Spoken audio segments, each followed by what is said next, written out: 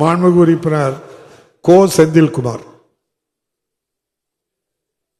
இதுவரை கேள்வியே கேட்கல துணை கேள்வி. மாண்புமிகு பேரவைத் தலைவர் அவர்களே, எனது வாணியம்பாடி சட்டமன்ற தொகுதி தேசிய நெடுஞ்சாலையில் அமைந்துள்ள கூடுதல் பேருந்து நிலையம் கடந்த 2009ஆம் ஆண்டு கட்டப்பட்டு பயன்பாடற்றது. தேசிய நெடுஞ்சாலை அனுமதி NOC கிளியரன்ஸ் வராதனால அந்த பஸ் நிலையம் பயன்பாட்டுக்கு வராததை மாண்புமிகு அமைச்சர் அவர்கள் சர்வீஸ் ரோட் டபுளா பண்ணா அனுமதி கிடைக்கும்னு சொல்லியிருக்காங்க.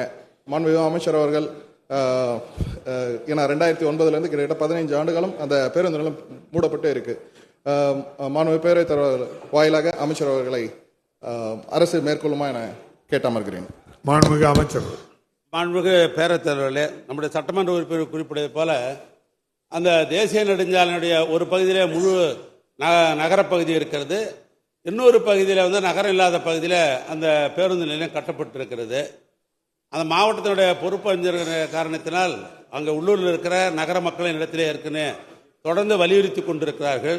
அது சம்பந்தமாக ஏற்கனவே ஒன்றிய அரசாங்கத்துடைய அனுமதி பெறுவதற்காக கடிதம் நானே நேரடியாக எழுதியிருக்கிறேன். அவர் சொல்லுவது டெல்லிக்கு போகிறப்ப நான் வலியுறுத்தி அந்த NOC வாங்குவதற்கு இந்த அரசு முயற்சிக்கும்.